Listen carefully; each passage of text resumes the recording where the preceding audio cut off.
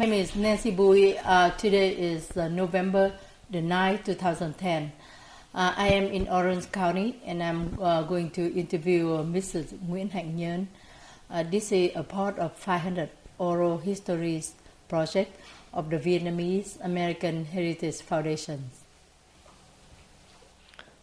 Dạ, thưa kính chào bà Nguyễn Hạnh Nhân. Bà có thể cho biết nơi sinh trưởng của bà cũng như là bà đã sống và lớn lên ở thành phố nào ở Việt Nam ạ? Dạ, thưa chị, tôi tên là Nguyễn Thị Hạnh Nhân. Dạ, tôi sinh năm 1927 tại Huế, dạ, ở Việt Nam và miền Trung đó. Dạ. Thì hồi nhỏ thì đi trong một cái gia đình cũng là ông thân phụ của tôi cũng là làm quan lớn ở trong triều, dạ, là trung quân đô thống trưởng phụ sự, là cũng là một vị quan võ đứng hàng đầu của triều đình. Dạ. Thì lớn lên sau đó thì qua những cái biến chuyển của đất nước đó, thì trước hết thì tôi đi học ở trường Đông Khánh, trường Đông Khánh Huế. Thì xong rồi thì có những cái cuộc tận cư, rồi Pháp đến, rồi Nhật đến, rồi chiến tranh xảy ra, rồi đi tận cư, đúng rồi, đi tận cư. Rồi đến khi trở về lại thì khi đó thì là mới mở ra cái quân đội của Việt Nam, bắt đầu là Việt binh đoàn.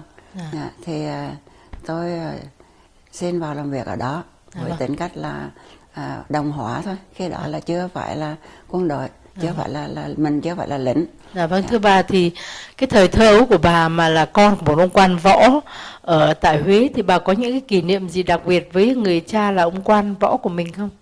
Dạ. Ông cụ thì rất là thanh liêm. Dạ. Ông thì rất là văn nghệ. Ông hồi đó mà ông đã biết quay phim, rồi ông cưỡi ngựa, rồi ông có chiếc xe hơi đầu tiên. Thì như mình đi học thì đi bằng xe kéo. Hồi đó là có cái người kéo, lính kéo cho mình đi học. Cũng sung sướng lắm. Nhưng mà đến cái khi mà vua Bảo Đại thoái về đó, thì là ông cụ hết làm việc. Thì về thanh liêm thì rồi thì tận cư nữa, thành ra nghèo. Rất là nghèo.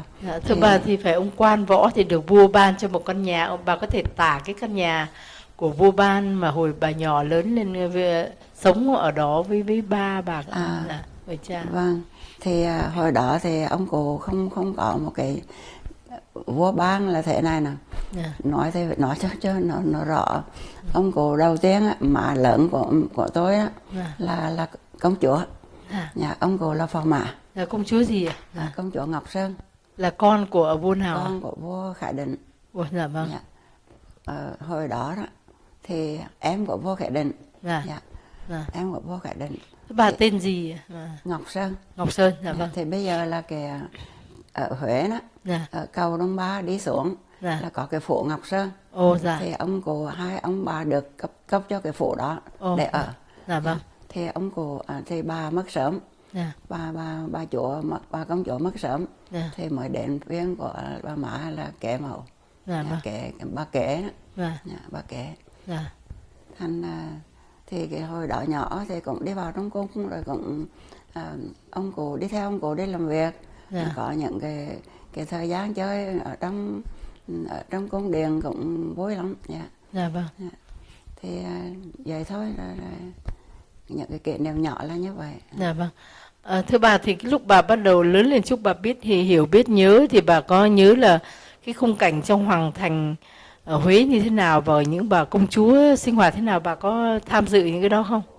Khi đó mình nhỏ quá, nhỏ thành ra cũng chỉ biết đó là có bà hoàng hậu, rồi có mẹ của vua. Thế cũng có trong những cái sinh hoạt thì cũng đi chạy lui chạy tới nít chơi thì cũng gặp các quý bà đó.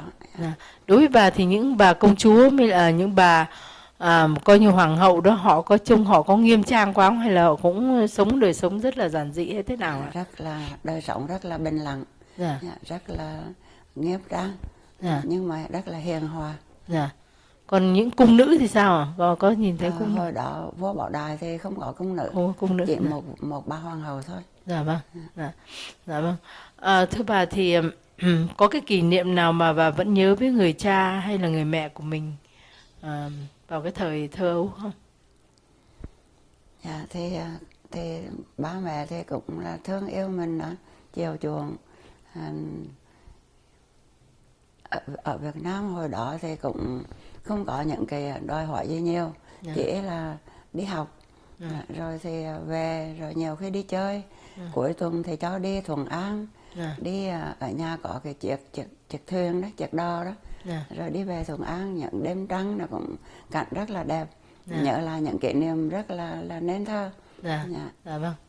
Dạ vâng. Thưa bà thì trong khung cảnh đó sống nên thơ ở trong hoàng cung êm ấm này kia nọ, thì bà có cảm thấy chiến tranh nó xảy ra chung quanh bà vào cái tuổi nào ạ?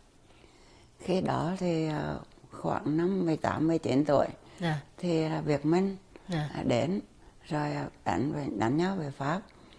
Thì chạy loạn rồi đi tận cư, rất là cực.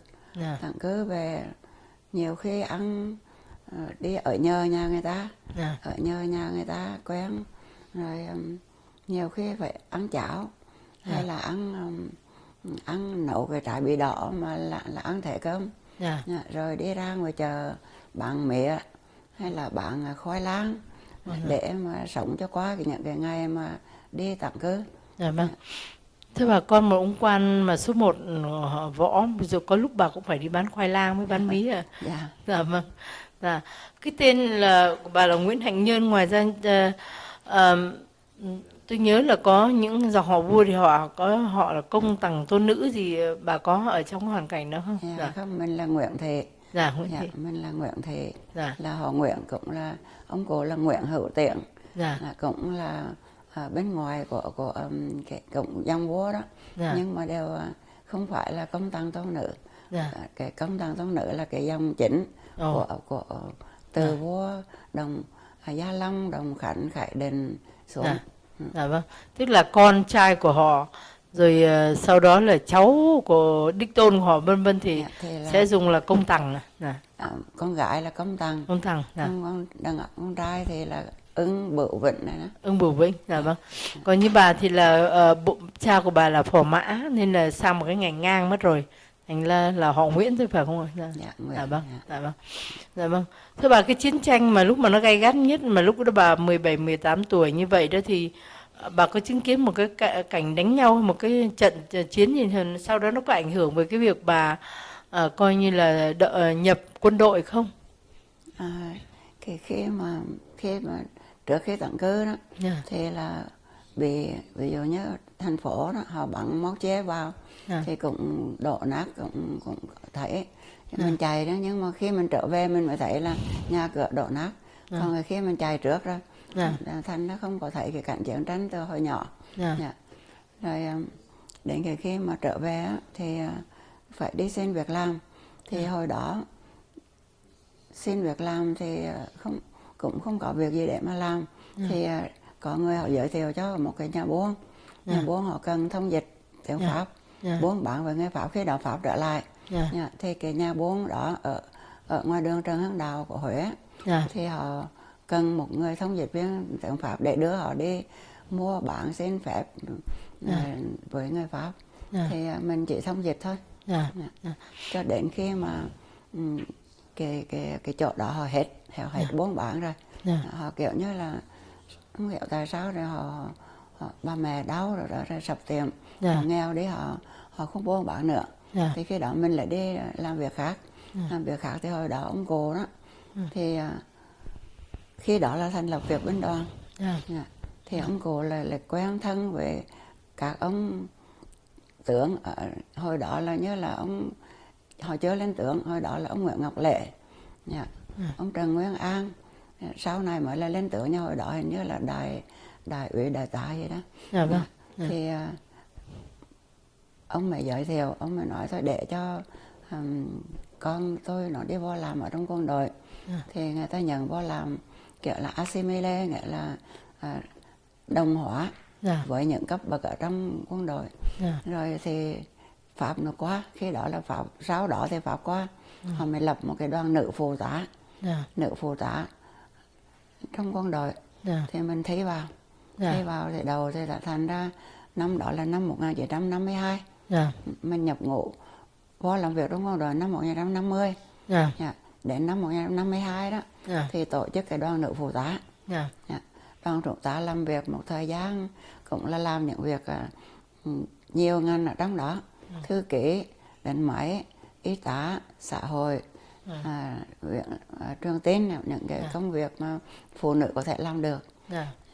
Rồi thì hết cái thời gian Pháp đi về rồi thì Mỹ nó qua, Mỹ qua thì Mỹ lại thành lập một cái đoàn trở lại, biến thành cái đoàn nữ phụ tá thành ra đoàn nữ công nhân cho đến 75 luôn.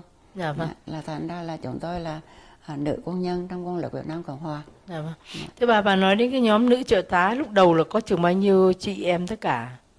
Khi đầu thì cũng mấy trăm thôi.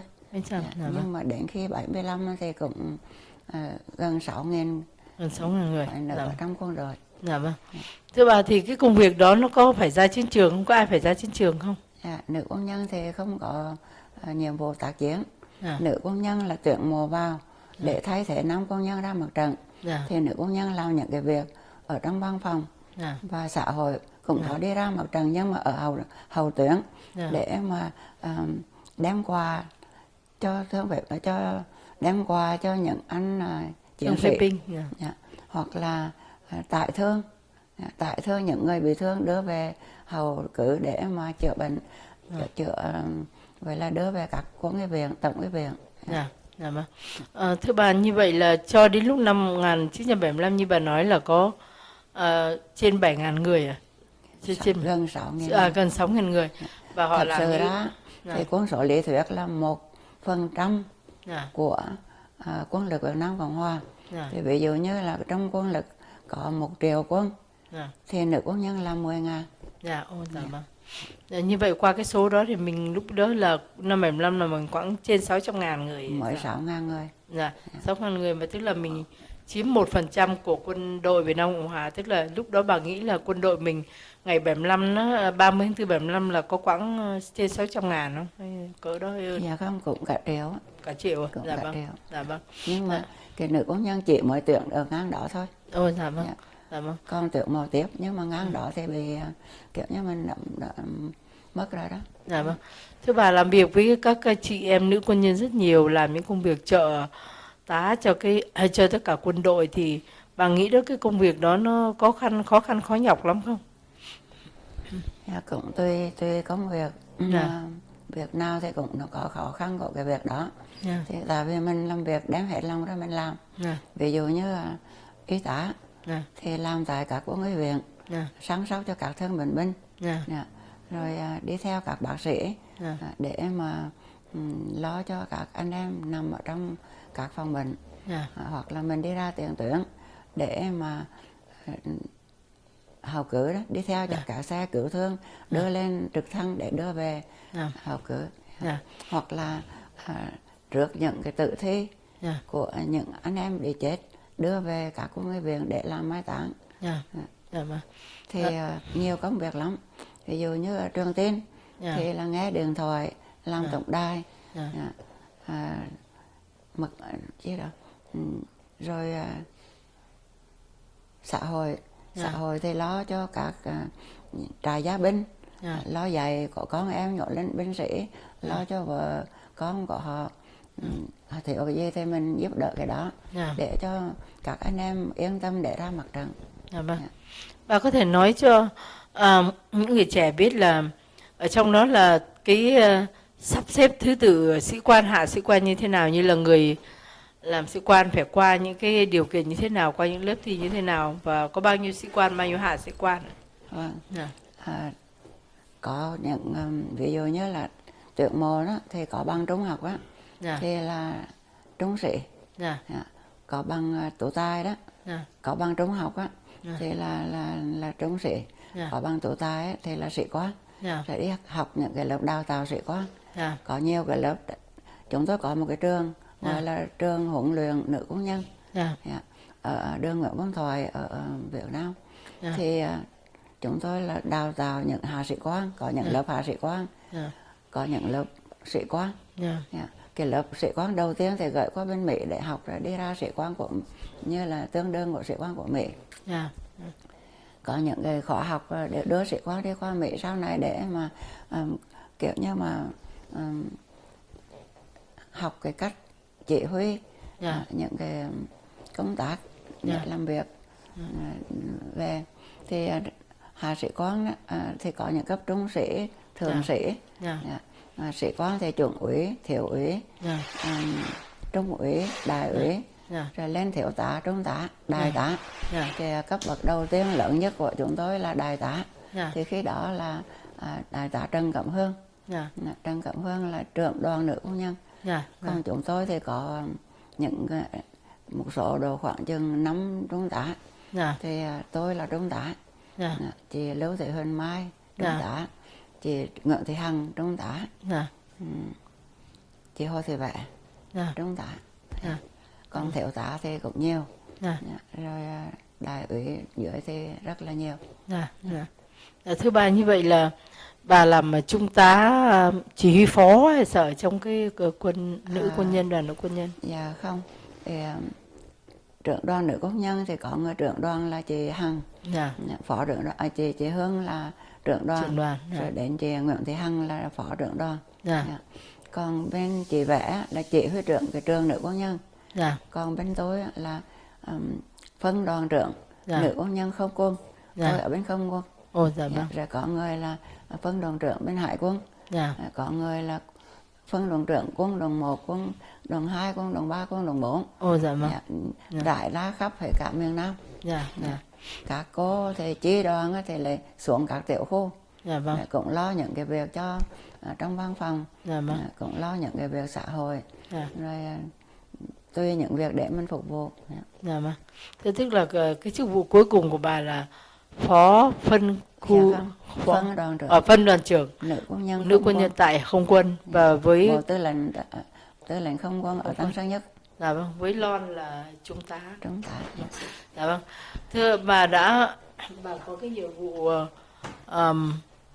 huấn luyện các anh chị em, các chị em nữ quân nhân và làm việc với họ, thì bà đánh giá cái tinh thần cũng như là những cái công việc họ làm nó có cái hiệu quả tốt không? Công việc của nữ quân nhân thì chúng tôi đem hết cả khả năng để mà làm việc, cũng đóng góp với bên anh em nam quân nhân, nam quân nhân để mà phục vụ cho một cái quân lực. Hồi đó cái quân lực Việt Nam Cộng Hòa đó là đứng vào hàng thứ 2, thứ 3 trên thế giới lắm. Thành thử ra là chúng tôi làm việc rất là năng nổ và rất là nghiêm chỉnh. Đóng góp cũng từ chúng tôi cũng thấy là tự hào là mình đã đóng góp một cái thời gian cho quân đội để giúp cho đất nước. Thưa bà, thì cái điều gì là cái điều mà nói là cái tốt nhất, hay là cái điều gì mà bà thích nhất trong cái đoàn nữ quân nhân của quân lực miền Nam Cộng Hòa? Cái điều gì mà làm cho bà vừa lòng nhất, hãnh diện nhất? Chúng tôi hãnh diện là vì mình đã cũng được ngang hàng với nam quân nhân. Cũng là đem cái khả năng ra, cũng không đến nỗi mà thua kém bên các anh. Rồi thì bên nam quân nhân cũng đối xử với chúng tôi rất là tốt, rất là coi như là tình huynh đệ chí binh, sống với nhau rất là quý. Cũng như là khi đi qua đây gặp lại nhau thì cũng là đem cái tình chiến hữu để mà sống với nhau. Cũng thường thường cũng họp lại các đơn vị đó, các quân binh chủng đó, thì chúng tôi cũng đến họp. Và chúng tôi mặc dù là mình bị mang cái tiếng là thua trận, nhưng mà mình vẫn cứ thấy rằng mình không có phải là thua trận. Mình bị thua trận vì cái giai đoạn đó, thì cái vần nước nó như vậy. Nhưng mà chúng tôi cũng đã rất là hãnh diện với nhau, là đã đem hết sức để mà bảo vệ miền Nam, để cho các đồng hương được sống an lành, và để đi qua ngày hôm nay ở bên chúng ta được sống với một đất nước tự do như thế này. Và con cái thì trưởng thành và làm cũng góp trong cái dòng chính của nước Mỹ, của Hoa Kỳ hay là của các nước mà nước công nhân bây giờ phân phối ra, người thì vượt biên qua đây, người thì đi theo diện HO, người thì đi theo diện bảo lãnh, người thì bằng mọi cách đã đi qua đây. Thì là chúng tôi có bên Úc cũng có, bên Pháp cũng có, bên Canada cũng có, và tất cả các tiểu bang ở Hoa Kỳ.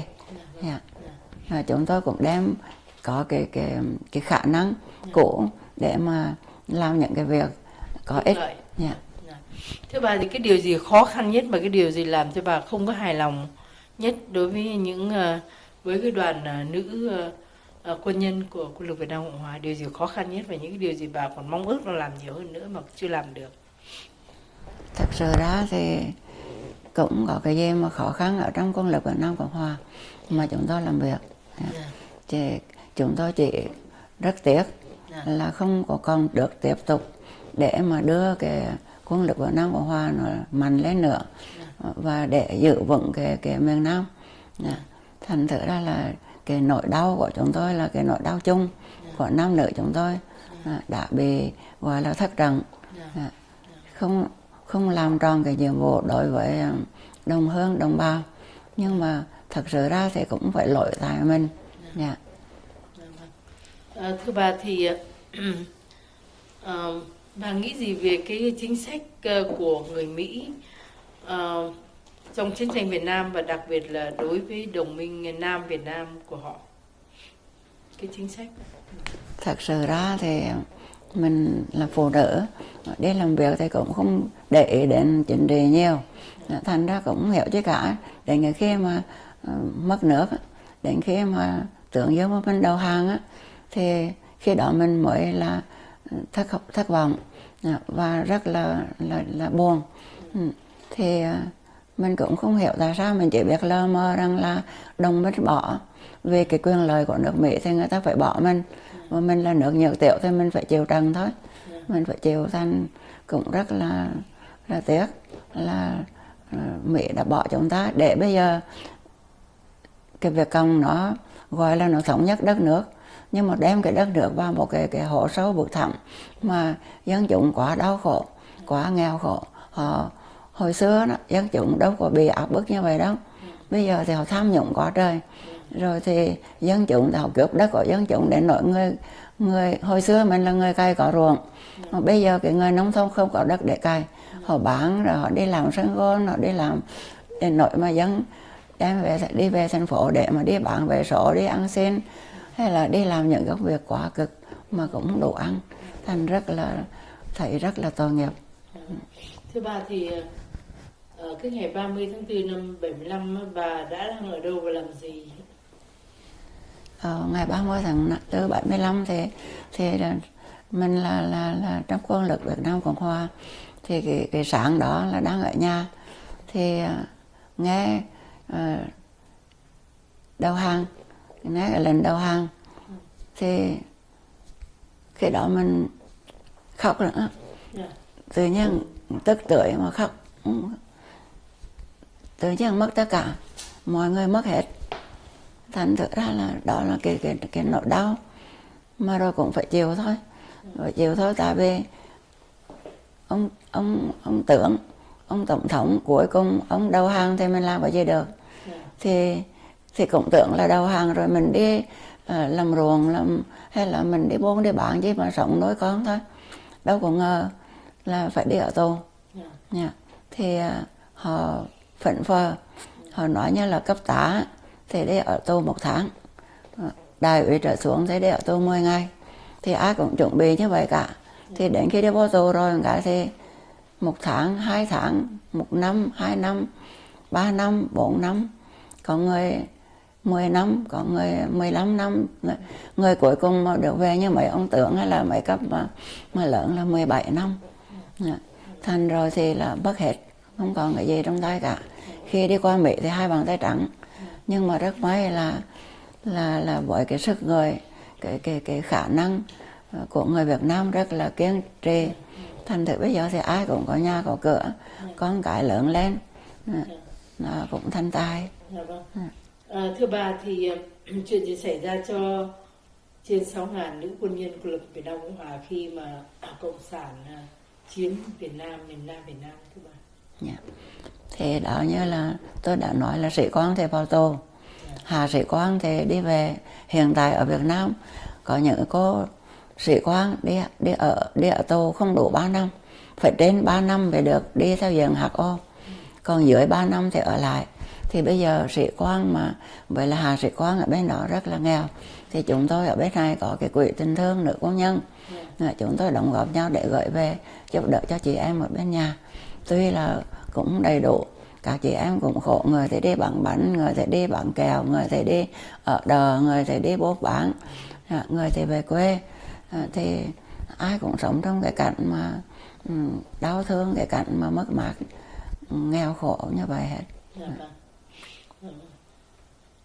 Thưa bà thì bà có thể kể cho biết là bà là trung tá, thì khi bà đi họ trình diện họ nói 30 ngày, rồi 30 ngày đó trở thành bao nhiêu năm, khi bà trong tù là thành bao nhiêu năm ạ? Dạ, cũng gần 5 năm. Gần 5 năm. Dạ. Thưa bà, trong tù thì bà phải làm những cái gì ở trong tù? Một ngày của bà trong tù là làm những cái gì ạ? Khi đầu thì họ nói là đi học tập, cái tiếng đi học tập, mà họ lại khôn lắm. Họ đưa cái khi mà đi trình diện mà đi học tập á, thì họ đưa đến các trường học. Thì ai cũng tưởng là vô đó để ngồi mà ở lại mà học. Không ngờ là đến đêm á, đến đêm cái thì theo như cái cấp trung tá của mình biết cái cấp của mình á, thì vừa nam vừa nữ á, là 1.500 trung tá. Thì ở trình diện ở trường Don Bosco ở Gò Vấp á, thì chỉ có 3 trung tá thôi. 3 trung tá là tôi, Nguyễn Thị Hạnh Nhân, chị Hồ Thị Vẽ và chị Lưu Thị Huỳnh Mai, là 3 trung tá. Cái đêm đó thì đang ngủ, chưa ngủ, nghĩa là đang sửa soạn để mà ngủ đó, thì xe rầm rập tới. Cái xe kiểu của họ đó, xe Molotova của cộng sản đó, biết bùng ấy nè, biết bùng đó, họ tới thì họ kéo ra sắp hàng lên xe, rồi họ đưa đi. Họ nói đưa cả anh cả chị tới một cái chỗ thùng tiền để học tập, là lên xe đi để mà đi học tập. Đâu ngờ họ đưa lên trên rừng á, đưa lên trên rừng á, thì họ giao cho cái rừng như vậy. Còn mấy cái nhà tranh hay là nhà bằng tôn rồi đó thì cũ nát rồi, sửa lại mà ở bụi dơ bẩn, cỏ làm rồi cho sạch hết. Trong mấy ngày rồi thì đợi để mà đi học. Nhưng mà họ đưa đi ra ngoài rừng á, để phá rừng. Phụ nữ cũng phá rừng luôn. Mấy anh á, bằng 2 bàn tay. Họ nói là Việt Cộng nó nói là với 2 bàn tay cái sỏi đá cũng thành công. Thì mà thật 2 bàn tay mà phá rừng. Thì mấy anh họ mới đi lấy mấy cái tấm tôn, mấy cái hộ rác á. Cứ mình á thì họ làm từng cái miệng tam giác thế này, rồi lấy cái mũi nhọn đó cứ khơi như vậy để mà làm cỏ, rồi đem cỏ đi. Rồi ví dụ như có cái bôn á, cái bôn nó lớn lắm, thì 4-5 anh cứ lay rồi thì dỗ lên. Rồi thì họ bỏ lên mấy cái cán bằng tôn, rồi có 2 cái cán. Thì là mấy anh thì làm việc nặng, còn nữ thì bỏ những cái đó vô để bưng đi, mà bỏ tới cái đống bằng rác đằng kia để mà làm thành bông, trồng khoai lang, khoai mì là vậy đó. Làm cực lắm, mà họ không có chỗ nào mà mình ở quá 6-7 tháng. Làm được rồi đó, lên bông, lên trồng xong xuôi rồi cái đưa đi chỗ khác, làm chỗ khác rồi lại cứ 6-7 tháng là đi chỗ khác. Thì tới đâu thì cũng trồng đó, làm việc khác. Cái việc mà cực nhất của chúng tôi đó là ở Z30D, ở Hàm Tân, thì là đi bộ xa lắm, để đi tới rừng để mà cũng cuộc đất cũng trồng khoai lang, khoai mì, trồng bắp, trồng đó, lên vùng mà không có chỗ tắm. Không ở cái trại của mình ở đó là không có cái chỗ để mà tắm, không có nước. Mình đi làm rồi xong rồi cái thì về cái suối á, một cái dãy suối dài như vậy đó. Rồi thì là cái khi mà đưa về kể lại cái chuyện cũng cười mà cũng muốn khóc. Là có một cái lớp đi trước, cái khi mà ở cái trại Quang Trung á, thì họ tới họ rửa một tụi tôi là 300 sĩ quan, vừa quân đội vừa cảnh sát. Thì họ mới đưa cảnh sát đi về bên đó trước, còn quân đội ở lại. Thì ở lại thì họ cũng cho thả về lần lần cấp nhỏ về lần hết. Rồi còn lại một cái số mà gọi là nặng á, đối với họ là tội nặng á, thì họ đưa đi. Thì các cái cô mà bên sĩ cảnh sát họ đi về trước, thì cái khi bọn mình đi về đó thì cũng đi lao động với nhau, nhưng mà đến khi đi về đó thì nói xuống tắm. Có một cán bộ của Việt Cộng á, một người võ trang với một cô gái, cô nữ đi theo mình. Thì họ mới nói bây giờ xuống tắm, xuống về suối để mà tắm. Thì mấy chị đi trước họ đã bị rồi, họ biết rồi là họ xuống cởi áo cởi quần trần truồng rồi đi xuống về suối tắm. Còn mình mới là ngày đầu tiên, làm cái sao mà mình trần truồng như vậy được. Cái phụ nữ Việt Nam của mình thì là ấp thèn thùng, mà phải trần truồng như vậy. Khi đầu thì thôi mà kệ, đem mặc cả áo quần đi xuống tắm, mắc cỡ quá. Nhưng mà mấy chị trước họ nói không kịp đâu chị ơi, cởi ra, mấy chị cởi ra mà tắm. Thì cởi áo để quần cũng được, rồi phải cởi hết, rồi vừa giặt vừa tắm vừa giặt. Khổ nhất là mình đang tắm, mình đang tắm thì cái lớp của nam họ cũng đi lao động, họ cũng đi về sắp tới, chưa đi ngang, sắp tới thôi. Thì mấy chị họ mới thấy trước, họ kêu nam cái đó là thôi bỏ không tắm nữa, đi lên vội áo quần là đi về đó. Nhiều khi mới tắm xong mặc áo quần khô đi, trời mưa ướt hết, về là phải thay. Mà áo quần khi đó mà mấy quý vị mà thấy á thì rất là tội nghiệp, tại vì ở tù lâu áo quần nó rách hết, và cả 20-30 tấm, cái thì màu xanh, cái thì màu vàng, cái thì màu đen, cái gì vá cái đó, thôi lắm. Thành thực ra thấy như là một cái đám ăn xin không mày gì đâu. Cái xong rồi mà khi mà đi về cái cuối cùng của cái trại Long Thành á, thì là cái việc lại giao cho một cái vườn táo, giao phải nữ cho một cái vườn táo. Mà mỗi ngày đó thì lấy phân của người á, họ đi đổ phân người ở trong cái trại giam á, khóa cửa thì đêm là nói vô phép là đi trong cái mấy cái ô có lót rơm rồi đó, mình đi vào đó. Sáng mai dậy là đi đổ ra một cái hố, mấy cái hố lớn lắm là phân. Mà cái trại ở Long Thành đó là mấy chục ngàn, vừa là dân sự vừa lính mà vừa hình sự. Thì mình lấy xẻng hốt phân đó bỏ lên trên cái tấm tôn đó, rồi bưng cái tấm tôn đó, một người đi sau một người đi trước, bưng đi tới cái vườn táo để mà đào đất mà bỏ phân xuống vườn táo. Mà lấy khăn bịt mũi thì không cho, họ nói ngại khổ phải mở ra. Mà sát nhà đi thì là chị em mới là hôm nay á, thì mình đi sau, cái cô kia đi trước, thì lần sau thì cô kia đi sau, mình đi trước, ví dụ vậy thay nhau để cho nó đỡ cái mùi hôi. Đó là đi cả ngày làm lũ với phân người. Đi mình làm cái vườn táo nó rộng, cứ đào ở chỗ này làm phân, cái thì làm cỏ, làm tới đằng kia, nó hết rồi là đi tới đằng này, cứ làm quanh năm số tháng như vậy. Đến tối về mới được tắm. Đến tối về mới được tắm thì cái đó mới là sạch sẽ được. Ban đêm sáng mai lại nối tiếp cái ngày như vậy. Thưa bà, như vậy thì những cái đồ mình trồng ra thì mình có được ăn không, hay là người ta đem bán hay sao? Họ đem đi bán. Mình ăn á là cũng có ăn, ví dụ như rau muống hay là rau dền cái gì đó, đóng quá mà nước thì thiếu, thành thử ra nói nó ghê lắm. Thì đến khi mà ăn có những năm là ăn bắp thôi, có những năm ăn bo thôi, không thấy hộp cơm.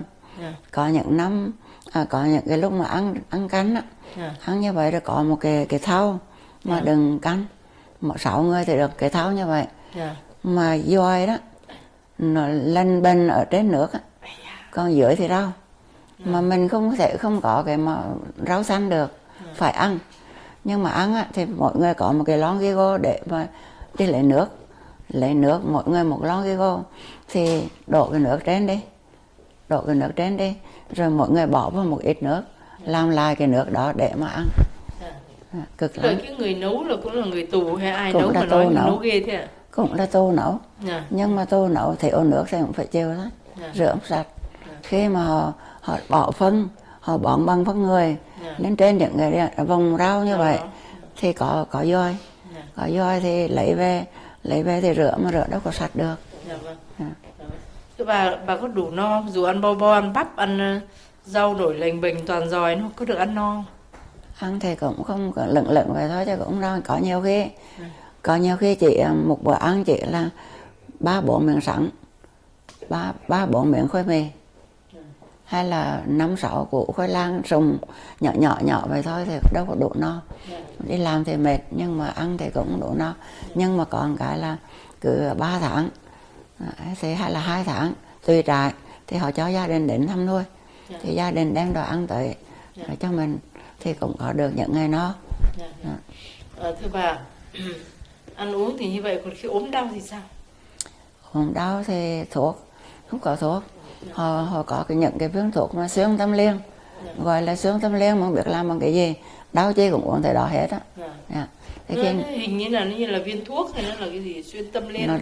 Nó ít hơn những viên thuốc, nhưng mà gọi là thuốc xương tâm liên. Đau chi cũng cái thuốc đó hết á. Chỉ bá bệnh mà thực sự nó có trị được bệnh không ạ? Không thì đau thì chắc là lâu ngày không phải lành thôi. Cũng như mình thì hồi đó bị bại, có mấy cái năm đầu tiên có bị bại thì cũng uống những thứ đó thôi. Nhưng mà thời gian ở trong tù đó thì cũng trại nam trại nữ, rồi họ thấy đi ngang, họ thấy tội nghiệp, sao mà không thấy chị Hạnh Nhân đi làm cái lao động. Hỏi mấy chị thì nói chị bị bại cái chân rồi chị ở nhà. Thì họ đi ngang cái trại thì có cái cửa sổ đó, thì họ biết rồi ngày mai họ đem tới chia sẻ nhau thuốc, quăng thuốc vô cho mình, quăng thuốc vào người mình nói ra, mình nói mấy anh để dùng mà dùng, đừng mấy anh cũng cần nữa, đừng có cho thuốc, tôi có rồi. Họ nói không, tụi em mà dùng nhau, chia nhau mỗi người một ít đổ vào cho chị uống, chị cố gắng mà uống cho mau lành mà sống, mà về vợ cọ, về con cái, về chồng con. Thành thử ra là rất là tội, cho đến khi mà họ không cho mình thăm nuôi là vì họ sợ mình đi ra như vậy thì gia đình thấy rồi về đồn.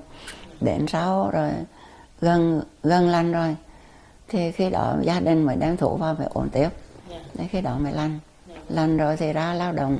Thì họ cho lao động nhẹ, ví dụ như nấu cơm heo, bắt nuôi heo, có trại thì nuôi heo, tắm cho heo rồi nấu cơm heo đó. Tùy trại, có trại thì làm thủ công, làm những cái đế son rồi để cho họ xuất khẩu. Mà nữ mình thấy khéo lắm, làm gì cũng đẹp hết á, thì họ cũng bán được tiền lắm á.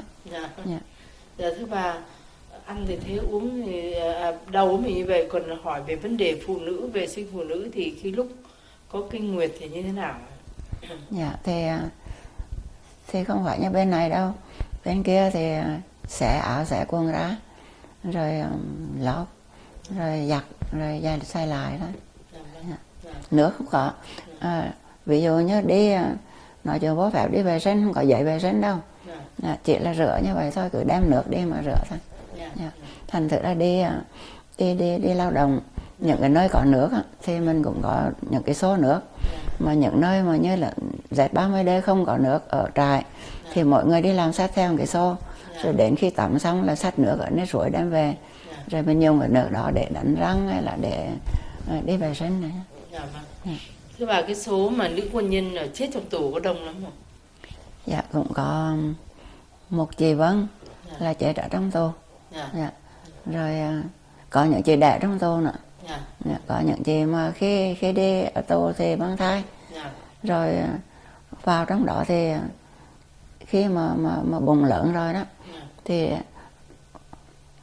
nữ công nhân mà ở ngoài ở không biết làm gì hết, nhưng mà vào trong đó làm nhà được, cũng làm cái chòi được, cũng làm cái nhà cầu được, cũng làm cái bồn để mà tắm, tự làm lấy hết á. Thì làm cất cho cái chị đó một cái lều, chị đẻ ở đó. Đẻ xong rồi đẻ thì mấy cái y tá của bộ đội á, của cộng sản họ tới họ đẻ, họ đỡ đẻ xong rồi thì đi về trại ở, thì mấy chị em lo với nhau. Người thì nhà cho sữa bởi thăm nuôi đó, cho sữa thì dùng để cho cháu nó bú, hoặc là uống nước cháo, nước cơm á, đi lấy nước cơm rồi để nuôi thì nó cũng lớn lên. Cháu đó là cháu con chị Vân lớn bao nhiêu tuổi thì mới không, chị Vân thì chết ở trong tù. Còn chị Bích Huyền thì đẻ con ở trong tù. Thế lớn lắm mà cháu được bao nhiêu tuổi thì được chắc cũng 3 tuổi. Ồ dạ vâng, tức là đi tù luôn với mẹ vậy, không cho về nhà. Trời ơi. Chồng nói như vậy cháu nhỏ nó có ốm đau bệnh tật nó khóc thì cũng vậy thôi. Dạ cũng do mình cũng kiểu như là tỏi hay là chữa bằng nước tỏi hay là chữa bằng cái gì đó lá lại rồi cho nó ăn nó uống. Thì nó cũng quá trời nuôi cũng được. Thưa bà nãy bà có nói đến vấn đề là trại nam với trại nữ thì nó có đông, nó gần nhau không hay ở chung hay dạ, riêng? Xa. Nó nghĩa là cùng một trại nhưng mà nó cách xa lắm. Nhưng mà đi lao động thì họ đi ngang cái trại mình để đi ra ngoài rừng á. Hay là ra ngoài đồi vậy đó. Vậy là tổng số các nữ quân nhân sĩ quan cũng như là hạ sĩ quan này kia là hay là toàn chỉ sĩ quan là khoảng trên 300 mà. Dạ không, nữ quân nhân thì 300, khoảng đến 300. Nhưng mà nam quân nhân thì nhiều lắm.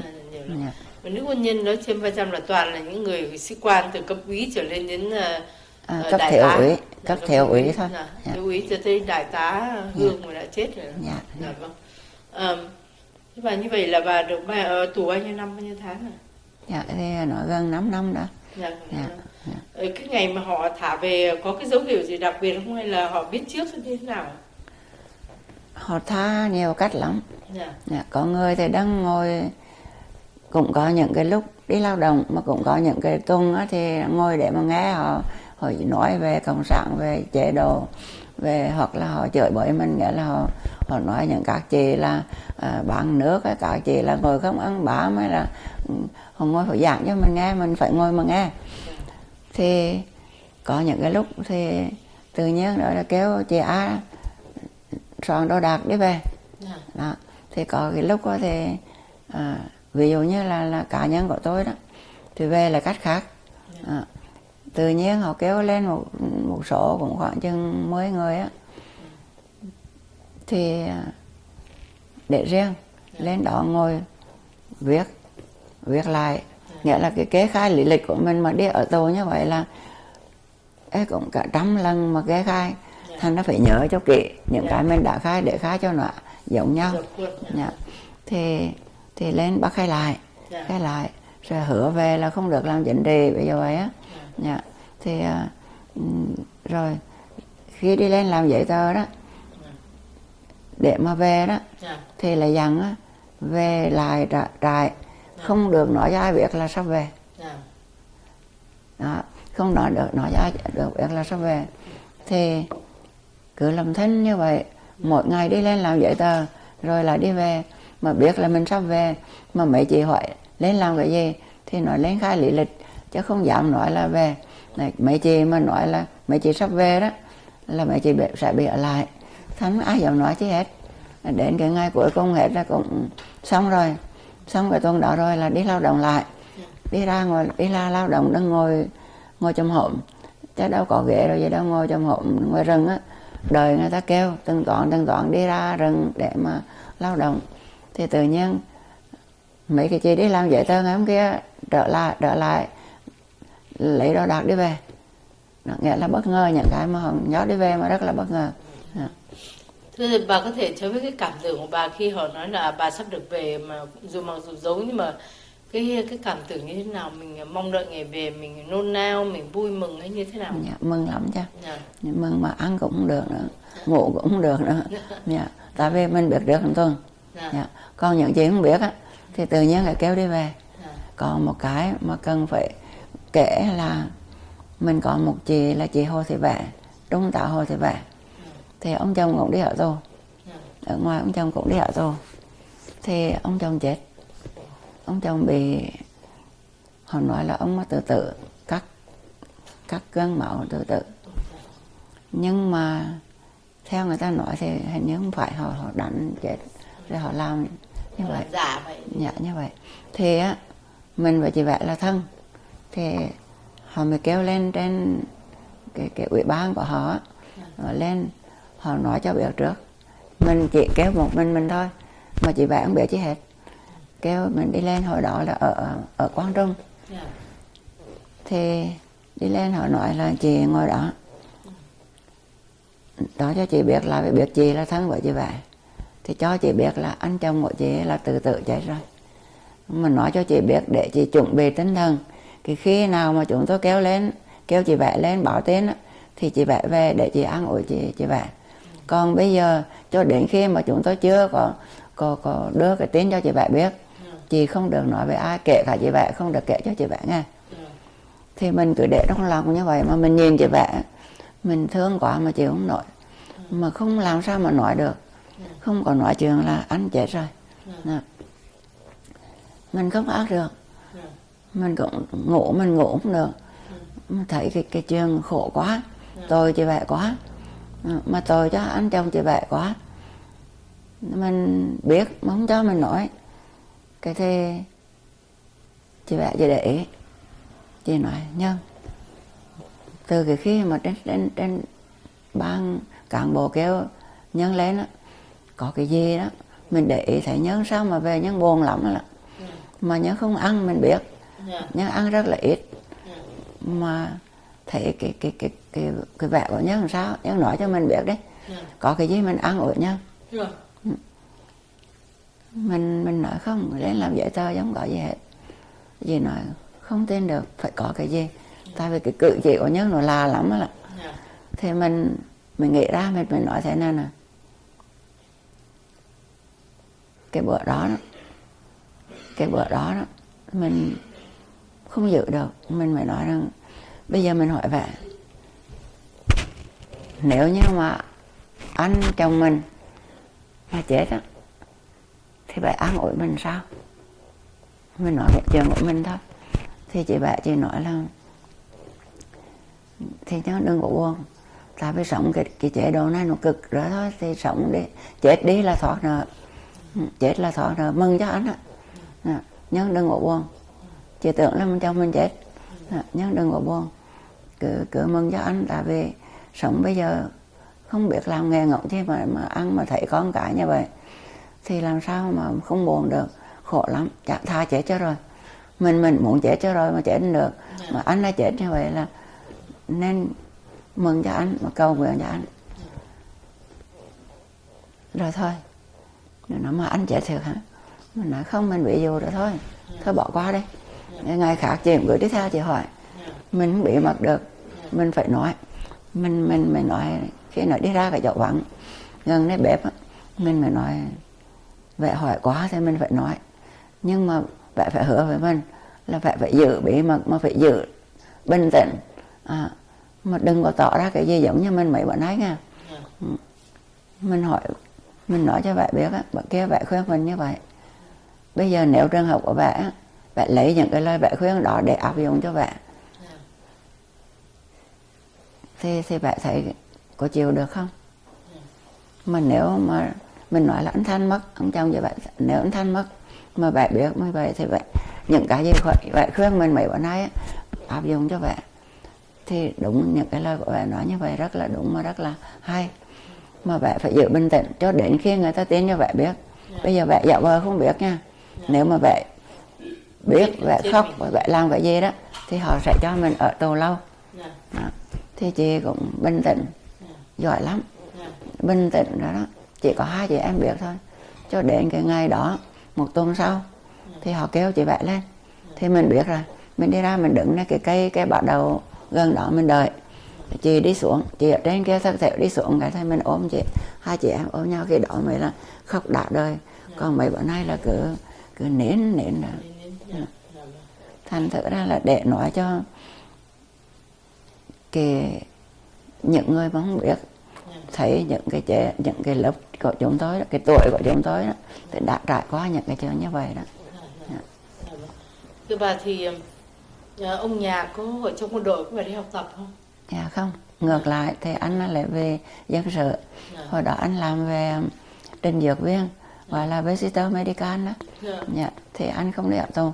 Ngược lại anh lại đi thăm nuôi mình. Dạ, có các bà vợ khác thì đi thăm nuôi mấy ông, còn mấy ông đi thăm nuôi mấy bà. Dạ. Thưa ông bà, lúc bây giờ là bao nhiêu cháu hả? Dạ, cũng mình thì nhiều lắm. Dạ. Cả mà cũng đỡ có đây được hết rồi. Dạ. Các cháu thì bây giờ cũng có đồ ăn cũng. Dạ. Thưa bà, là cái lúc mà bà trong tù là những đứa con của bà thì ở với ai như thế nào? Dạ, thì đứa lớn lo cho đứa nhỏ, về ông xã lo. Dạ. Cảnh gia đình cũng không đến nỗi nheo nhóc lắm, mà tại nhờ ông còn có ông mà. Dạ, cũng cực lắm. Cũng dạ, cực lắm. Cũng Dạ. cực lắm. Ông làm trình dược viên thì như vậy là sau khi cộng sản nó vào thì đâu có thuốc gì nữa mà đi giao bán gì ông mà làm cho hãng cô Fabina. Thì cái khi mà việc cầm bố đó thì họ khi không có đi giới thiệu thuốc nữa thì vô làm xay thuốc hoặc là lặt lá hoặc đó để cho họ. Rồi thì thời gian thì họ sa thải thôi. Thưa bà thì sau khi mà đi tù về đó thì bà làm cái gì để sinh sống? Thì cũng làm đủ thứ, cũng buôn bán cái này cái nọ vậy đó. Được hết là bán đồ trong nhà để mà ăn. Mấy lâu nay mấy cháu cũng bán đồ trong nhà để đi thăm nuôi mình. Thì về làm cũng cố gắng hết sức để làm, ví dụ như làm kem. Đi chế biến cái tủ lạnh thành cái tủ để làm kem mà để bán. Thì làm được thời gian mình làm kem trái cây á. Kem trái cây, những chuối, những đu, những xoài, những cái gì đó. Mùa nào mình làm thành những cái ố rồi mình làm những cái cây kem bán. Nhưng mà được thời gian thì cúp điện. Cứ cúp điện lên cúp điện xuống, kem nó cứ chạy ra cũng được. Rồi thì cũng để bán thuốc, bán méo, bán gì đó. Thưa bà, thì đến cái ngày mà được gọi lên hay là bà như thế nào bà biết là mình được đi qua bên Mỹ ạ? Thì là mình có một đứa con đi 1975. Dạ. Đứa con nó lớn rồi, nó đi lính. Nó đi lính trường tín của không quân. Thì cái đêm 28 á thì nó cắm trại, nhưng mà nó đi về nó nói là nó phải đi vào cắm trại. Thì tối 28 là bắn ở trong Tân Sơn Nhất, bắn dữ lắm. Thì đến sáng 29 á, thì nó gọi về. Mình thì cứ cầu nguyện cho nó được bình yên.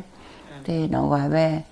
Thì nó nói là bây giờ đó con có bạn mà có thể bảo đảm cho gia đình mình đi được. Nhưng mà mình là không quân mình đi được chứ. Nhưng mà lại ông già chồng á ở ngoài Đà Nẵng chở vào bản thân bất tội. Mà khi mà đi lên, khi mà chạy loạn mà lên phi trường á, lên máy bay á, là phải mạnh khỏe mình đi lên được, còn bản thân bất tội làm sao mình đưa lên được. Thành thử ra phải ở lại. Thành thử ra là đêm 29 bắn nữa thì nó không có về nữa. Thì mình coi như là nó chết không biết sao mình không biết. Thì ở nhà thì có như chịu rồi, là hết đi rồi. Thành ở lại đó mà để mà đi tù về lại đó thôi. Còn thằng con thì nó đi qua 6 tháng không có tin tức. Mình thì đi ở tù mà cứ tưởng là nó chết rồi. Cũng đau khổ lắm. Không ngờ nó đi được qua Mỹ. Tức là bà có 2 người con trai đi được năm 75, một con trai. Còn người sau đó là đi. Không, mấy đứa sau thì nhỏ. Dạ vâng. Thưa bà, thì lúc mà đi sang đây bà đi cùng với ai ạ? Đi chia ra làm hai. có thằng con nó bảo lạnh. Thằng con đi 75 nó bảo lạnh. Nó bảo lạnh thì những cái người không có gia đình thì làm đi riêng. Có 3 đứa có gia đình thì ở lại. Thì mình đi với cái lớp trước đi 6 đứa. 5 đứa con với một cô dâu. Thì đi, còn mấy đứa có gia đình làm giấy tờ riêng thì ở lại. Rồi từ từ bảo lãnh qua tiếp sau. Vâng. Thế là bây giờ mọi người đã ở bên này hết chưa? Dạ cũng ở hết rồi. Vâng. Như vậy là tổng số bao nhiêu người tất cả của mình, gia đình mình sang đây được? Mình là thời 9 đứa. 9 người con, còn dâu rể chưa kể à? Còn cháu gia đình của mình cũng phải 30 người. 30 người, ôi dạ vậy tốt quá. Vâng. Thưa bà thì sang đây thì bà bắt đầu cuộc sống bằng cách nào? Mình có thì là già rồi. Thì con mà đi 75 đó, nó nuôi. Còn mấy em, mấy cháu thì nó đi làm. Nó đi làm khi đầu thì đi bỏ pizza, đứa thì đi làm thợ sửa xe, đứa thì đi làm thợ mộc cho mấy cái hãng furniture đó. Rồi từ từ thì nó xin được việc làm. Mấy cái đứa mà không đi học được á, nó lớn rồi thì đi làm hãng. Còn có một đứa thì là đi học cũng ra được kỹ sư. Thì thằng con mà đi 75 á, nó cũng ra được, có bên này nó cũng học ra kỹ sư. Thì bây giờ thì ổn định được hết rồi. Thì cũng có một cái nó cũng ra đại học đó rồi đó. Thưa bà thì cái việc mà đi sang bên này theo bà nghĩ là cái khó khăn nhất của bà là cái gì để mà hòa nhập với cuộc sống mới? Điều khó khăn nhất là cái gì? Thì cũng về kinh tế đó. Các cháu nó cũng đi làm cực khổ, từ từ cái đầu bữa qua ai cũng khổ. Rồi từ từ lên riêng cá nhân mình đó.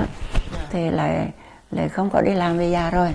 Già rồi thì có cái hồi lương trợ cựu tù nhân chính trị, họ mời mình làm. Thì đi ra làm là phó chủ tịch của cái hồi đó. Đầu tiên hết năm 91 á. Thì mình có 90. Năm 90 thì 91 họ mời đi ra làm cái hồi đó để mà lo cho những anh em HO qua đây mà không có thân nhân.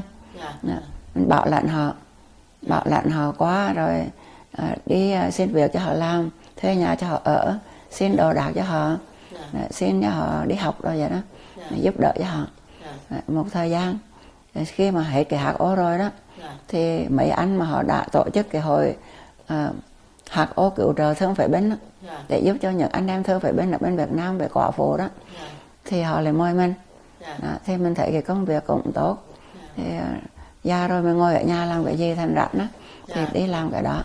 Thì hiện tại bây giờ mình là chủ tịch của cái hội trưởng của hội HO cứu trợ thương phế binh ở đây. Thưa bà có thể nói cho vấn đề cái tổ chức của hội HO thương phế binh họ đã được thành lập như thế nào và cái công việc của hội là chính là cái gì ạ? Cái khi mà mấy anh đi HO đó, họ qua thì họ cũng thấy có những người đi ăn xin, những cái người ở bên Việt Nam họ mới ghi tên độ 50 người đó. Họ hứa qua họ xin việc được là đi làm việc có tiền họ sẽ gửi về họ giúp. Thì khi mấy anh đó là mấy anh sáng lập viên. Thì khi mà họ đi làm việc được thì họ gửi về cho độ 10 người đó. Thì 10 người đó mà đi tuyên truyền lại cho mỗi người cứ 5 người, 10 người chứ đó. Họ lại gửi thơ qua. Gửi thơ qua họ xin thành ra hàng trăm. Hàng trăm thì mấy anh nghĩ chứ bây giờ tiền đâu mà cho nhiều rồi được. Thì mới lập ra cái hội nặng. Xin lập ra cái hội thì cùng nhau để mà giúp cho anh em thương bệnh để mà đi xin tiền. Thì từ đó trở đi thì hội đã gửi lên lần khi lên hàng ngàn thương phế binh. Bây giờ chúng tôi có là 20 mấy ngàn hồ sơ thương phế binh và quả phụ. Thành ra khó khăn lắm. Làm sao mà chia cho đều được. Vì vậy mà chúng tôi mới nghĩ đến là làm những cái đài nhạc hội. Những cái đài nhạc hội chắc là chỉ có nghe. Làm đã qua 4 cái đài nhạc hội rồi. Thì cũng nhờ các anh bên quân đội họ góp sức, họ làm thành họ chung để mà tổ chức cái đài nhạc hội. Nhất là con trung tâm area và đài SBTN. Họ truyền bá đi, họ kêu gọi ca sĩ không tốn tiền. Rồi mình làm ở đến sân vận động á, sân vận động của trường 4 sao Grande High School này nè. Thì mỗi kỳ đầu tiên á, mình thâu được 450.000. kỳ thứ hai được 1 triệu mấy, Ồ, dạ được vâng. hơn 1 triệu, Dạ. 1 triệu 13 nghìn. Dạ. Kỳ thứ ba làm chung ở trên San Jose thì được 688 nghìn. Dạ. Dạ. Kỳ này vừa mới xong, Dạ. vừa mới mình hôm kia đi ra để mà họp báo đó Dạ. thì được 828 nghìn. Dạ. Dạ. Nhờ vậy mà mình mới giúp được cho hàng chục ngàn thương phế binh ở Việt Dạ Nam. vâng. Như vậy là 22.000, như vậy một cái số tiền, thí dụ như năm nay mình được 800.000 như vậy đó, thì trung bình là mỗi người được 100 hay bao nhiêu? Mình có cái nguyên tắc, cái chia tiêu chuẩn. Dạ. Những người mà cụt hai chân, cụt hai tay, mù hai mắt, liệt, Dạ. cụt tay, cụt chân thì được 200. Dạ. Dạ.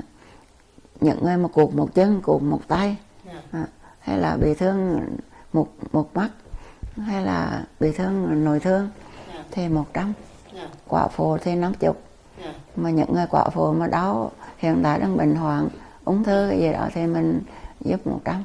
Dạ. Dạ, cứ chia ra, ví dụ như là kỳ vừa rồi đó, Dạ. kỳ 3 đó, năm ngoái thì mình giúp cho năm 2009, 2010. Dạ. Bây giờ năm nay đó, 2009, 2010 mình phải ngưng lại Dạ. để mình giúp cho những người chưa khi nào có, Dạ. mà những người từ 2008 trở về trước. Dạ. Phải chia như vậy mới đủ. Dạ vâng. Dạ. Dạ. Thưa bà thì bằng cách nào để bà liên lạc được với những người bên đó hả? Hay họ gửi thư qua hay sao?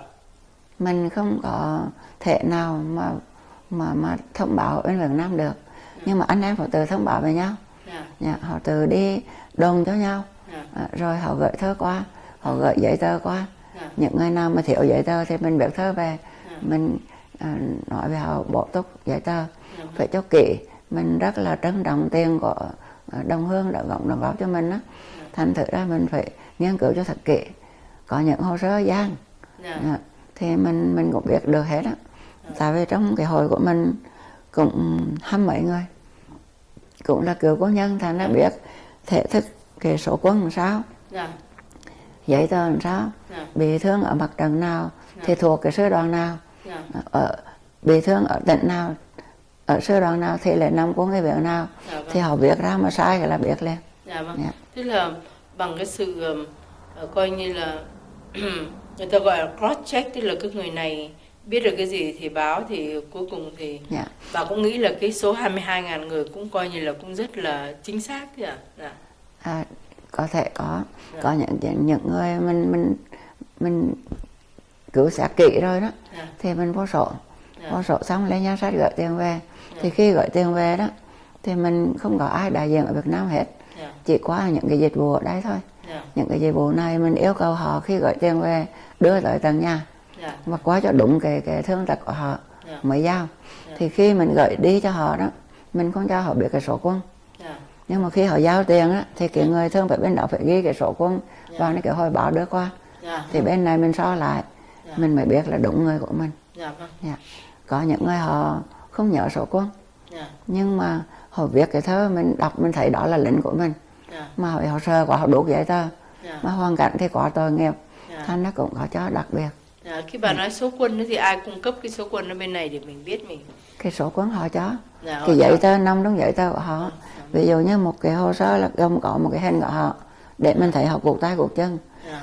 Một cái thơ của họ kể rõ tên của đơn vị trưởng, rồi số quân, rồi KBC, những cái chi tiết của họ, địa chỉ của họ, kèm theo những cái giấy tờ, ví dụ như bản cáo tri.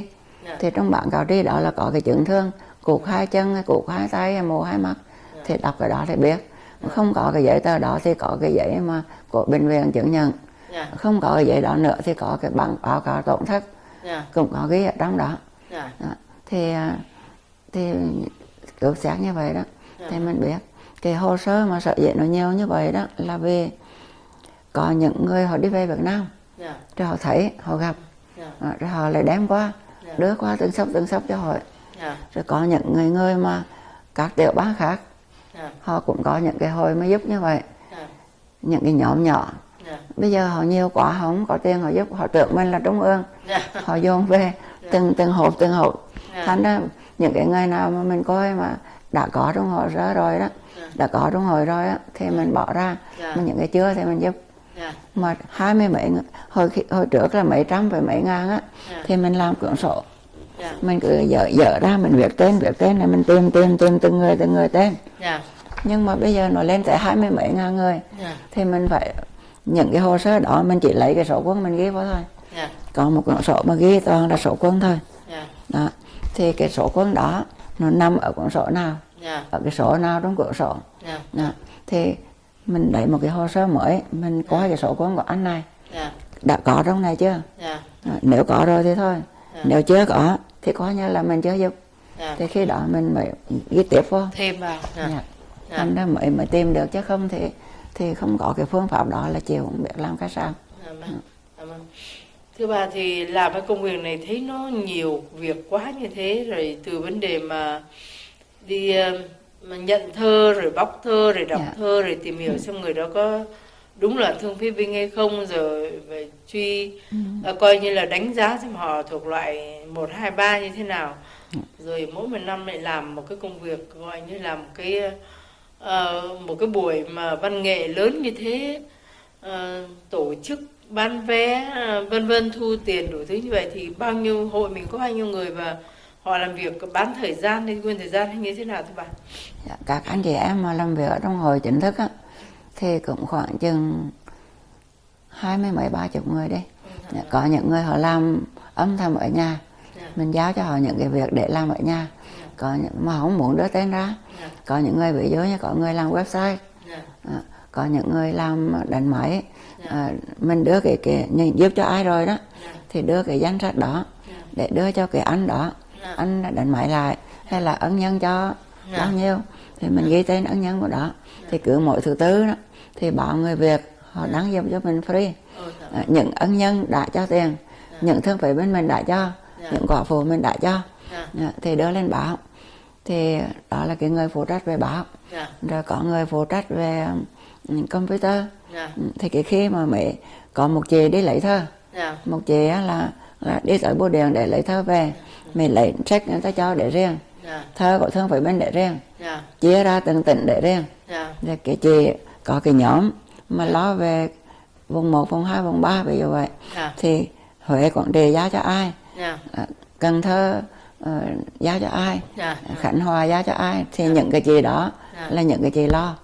2-3 người lo một vùng. Rồi thì là xét bình thường thì thôi, còn những cái gì mà thấy nghi ngờ thì đưa ra cùng chúng họp lại để mà coi thử có đúng là gian hay không. Thì cũng họp nhau để là làm thường xuyên. Cũng như hội của mình á thì có cái non-profit, rồi có liên bang và tiểu bang cho phép miễn thuế. Rồi ai cho tiền thì mình miễn thuế. Thì khi mà họ cho tiền mình á thì mình làm cái biên nhận để cho người ta trừ thuế, để cho họ biết là mình đã nhận được tiền rồi. Thì có cái có thủ quỹ là lo về thủ quỹ riêng. Rồi có nhiều thứ lắm. Nói ra thì nó nhiều mất thì giờ. Nhưng mà đó là việc thường xuyên. Bây giờ làm cái đại nhạc hội thì mình phải kêu gọi thì cả một cái liên hội cựu chiến sĩ, hải quân, không quân, rồi biệt động quân, nhảy dù, mấy cái hội đó họp lại hàng ngàn người để mà lo những cái việc đó. Thì thuê sân khấu này, rồi thuê sân vận động này, rồi thuê ghế này, rồi thuê mọi thứ để làm những cái banner này, rồi những cái đi quảng bá này, nhiều thứ lắm để mà thành được cái đại nhạc hội.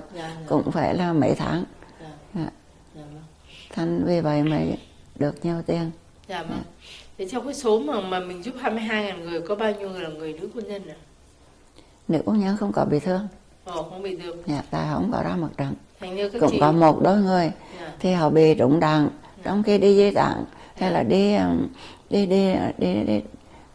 đem thương bệnh binh về bị dục đường bị, thì cũng có ít người.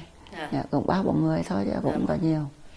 Như vậy là các chị hồi xưa thì trợ giúp các anh lúc anh chiến đấu, mà bây giờ thì cũng vẫn còn tiếp tục trợ giúp các anh. Là khi các anh đã khó khăn. Vâng. Thưa bà, thì làm công việc này, cái việc gì làm cho bà vui và nó thuận lợi nhất? Mình thì năm nay là 83 tuổi rồi. Mà làm thì mệt lắm. Mà cứ xin nghỉ thì mấy anh không cho nghỉ. Họ cứ nói là các chị phải ở lại, tại vì cái uy tín của chị. Họ thấy họ già, họ thấy chị già lớn tuổi mà chị gắng chị làm thì người ta thương, người ta cho nhiều tiền. Còn nếu để cho tụi em làm thì sợ không được bằng nhiều tiền bằng. Thì cái việc mà mình lấy làm vui đó là mình tưởng tượng đến cái gia đình nào mà khi nhận được tiền họ mừng lắm, họ gửi những cái thơ cảm ơn qua, họ nói là cho đến chết cũng thể nào mà họ có được bạc triệu tiền Việt Nam. Mà bây giờ cầm bạc triệu trong tay mà họ nhận được tiền, họ sướng quá, họ cũng có mất ăn mất ngủ, họ cũng mừng quá, ứa nước mắt khóc vì cái thơ quá cảm động ghê lắm. Thành thử ra rất là tội nghiệp, thành ra mình lấy cái vui của họ làm cái vui của mình. Thưa bà, những cái gì là khó khăn mà nó làm cản trở nhiều nhất cho công việc của bà? Cái cản trở đó là những cái hồ sơ gian dối, họ lợi dụng thương phải bên để họ làm gian. Họ làm gian thì phải cứu xét, phải cứu xét kỹ càng lắm, thì cũng mệt cái chỗ đó. Với lại cái nữa đó là người ta đi về Việt Nam, người ta đem thằng hồ sơ qua, mình thì hàng chục ngàn người, công việc đâu có thì giờ để mà nhớ những người nào thì họ đưa qua cái thì họ điện thoại tại sao mà tôi đưa hồ sơ tới là 2-3 tháng rồi mà không thấy giúp đỡ. Mấy ba làm việc như vậy đó, mấy anh mấy chị làm việc như vậy đó, họ la mình làm dâu trăm họ. Có những người đi về Việt Nam thì gặp mấy cái ông ăn xin hoặc là bạn vé số hỏi anh đã giúp chưa, thì mấy người đó đương nhiên họ phải nói họ chưa được giúp, thì cái người đó mới cho tiền, còn họ nói dạ không tôi có rồi thì là người ta đi. Thì mấy anh đã nói là dạ chưa có tiền, chưa ai giúp hết. Thì đi qua đây họ mới nói, mấy cái người đó qua nói về bên Việt Nam hỏi ai nói chưa giúp cả, ở bên này thì nói gửi tiền về. Đó, làm như là mình khổ lắm. Nhưng mà cái lương tâm của mình không bị cắn rứt, lương tâm của mình bình an là được. Thì ai nói chứ nói, mình cứ làm thôi.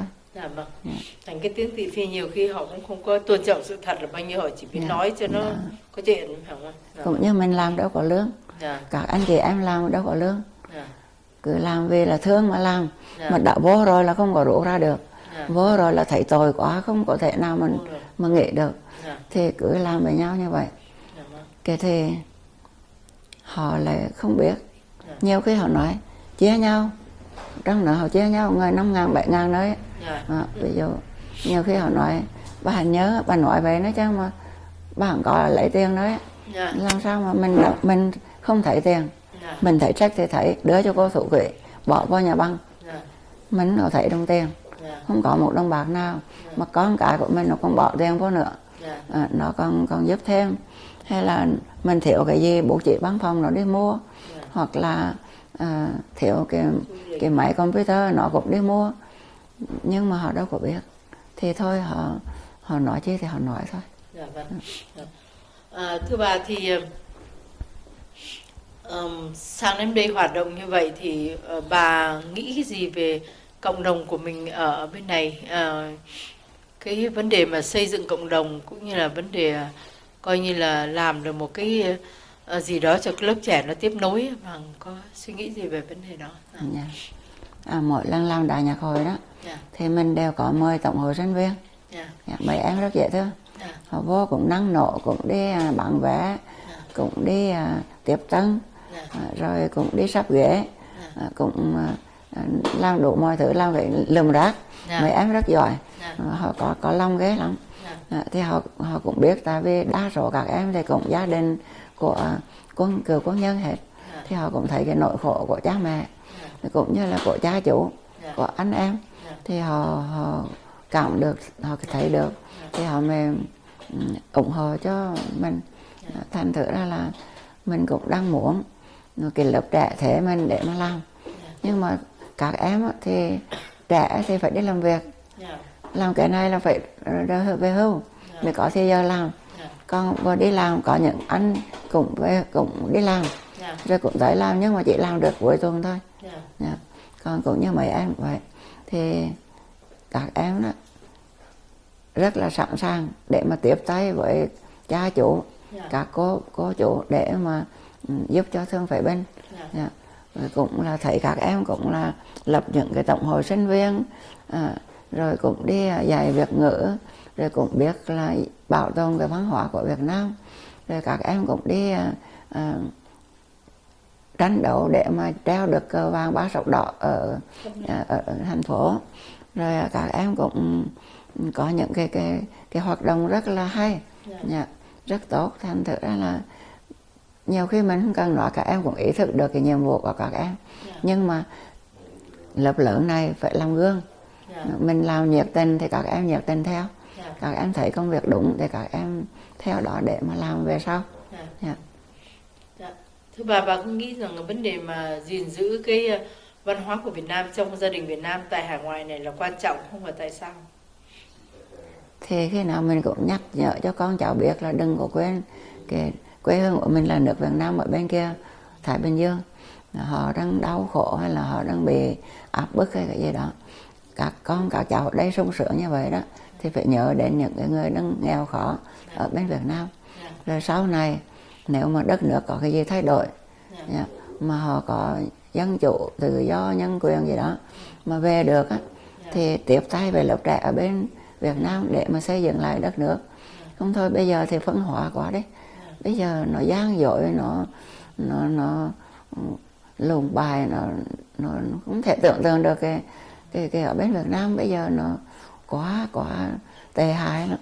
Hồi xưa mình sống cách mà thanh bình mà đàng hoàng tử tế, bây giờ tìm ra người tử tế rất là khó. Thưa bà thì bà nhận thấy giới trẻ bên này đó thì cái vấn đề mà họ gìn giữ cái phong tục Việt Nam có đủ chưa, hay là vẫn còn thiếu sót nhiều, hay là sao ạ?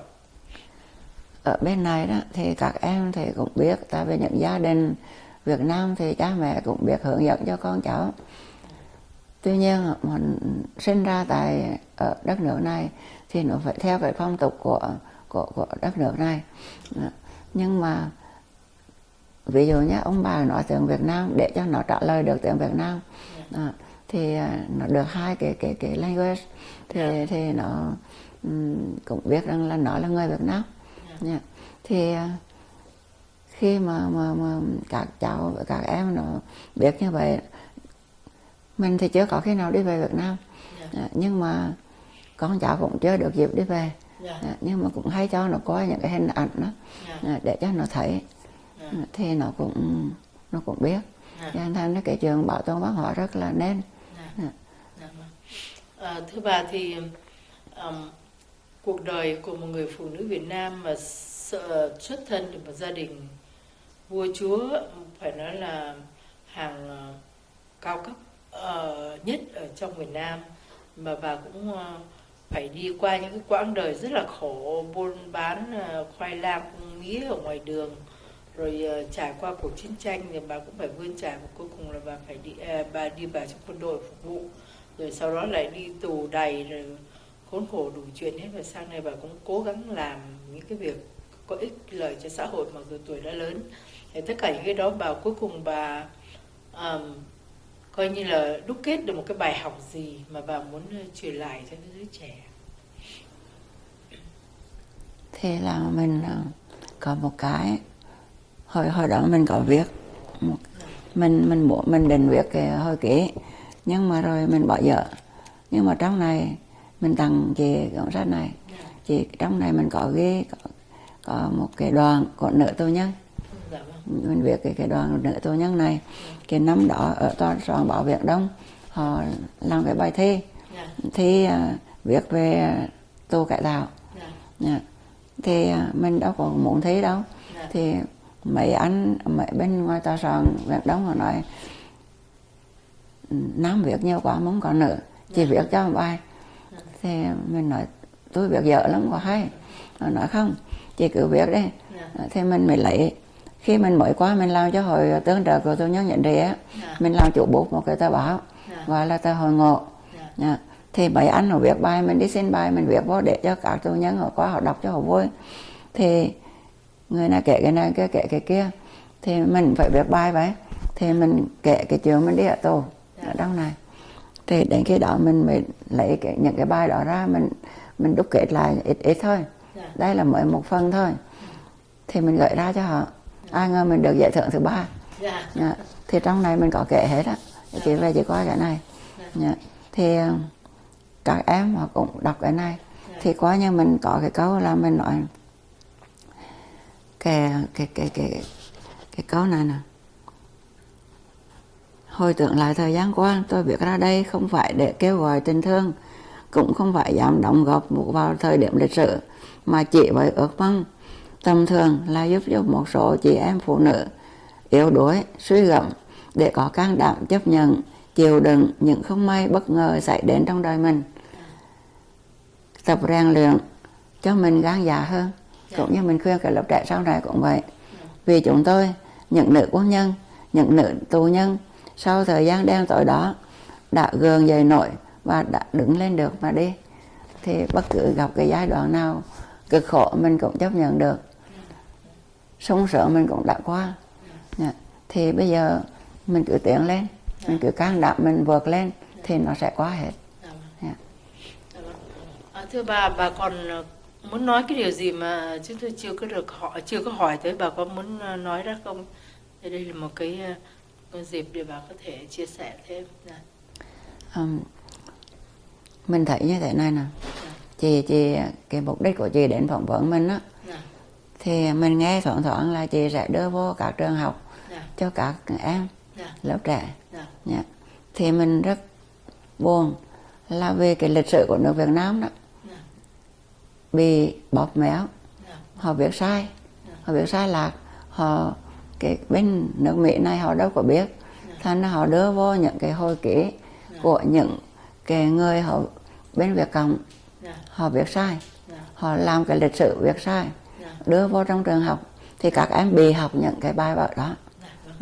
Thành thử ra mình rất là mong làm cách sao để mà có những cuốn sách này, hay là có những cái hồi ký của bên này, có những cái vừa rồi mình đi dự cái mà 25 năm chiến sự nhảy dù, hoặc là của những cái quốc binh chủng khác, để đưa vào mà dịch sang tiếng Anh để cho các em học, thì họ sẽ thấy cái lịch sử đúng đắn, đích thực của cái nước Việt Nam, tội nghiệp của chúng ta, để mà hiểu rằng cái nước Việt Nam của chúng ta là không có phải như họ nói, mà để cho các em có cái tự hào là dân tộc của Việt Nam của mình là một cái dân tộc rất là thông minh, rất là hào hùng. Cha anh cũng rất là những cái chiến sĩ rất là có tài, rất là có công với đất nước. Thưa cảm ơn bà rất nhiều. Đó là cái mục đích của Hội Bảo tồn Lịch sử và Văn hóa người Mỹ gốc Việt, là đi đến hôm nay đến để được xin ý kiến của bà, cũng như là xin bà kể lại, chia sẻ với giới trẻ những cái gì thực sự đã xảy ra cuộc đời của bà. Và qua cái cuộc đời của bà, nó nói lên được một phần của cái lịch sử đau thương của Việt Nam trong cái thời chiến tranh, sau thời chiến tranh, và coi như sang bên này phải bắt đầu cuộc đời lại như thế nào. Do đó là cũng thay mặt hội cũng như các bạn trẻ, cảm ơn bà đã ưu ái mà mở rộng cái cuộc đời của mình ra để chia sẻ với mọi người. Thưa cảm ơn bà rất nhiều. Xin cảm ơn chị Kiều Giang. Chị cũng có cái lòng tốt, có một cái ý thức cao quý nên chị mới làm cái việc này. Cảm ơn chị rất nhiều. Cảm ơn bà rất nhiều. Cảm ơn mấy anh.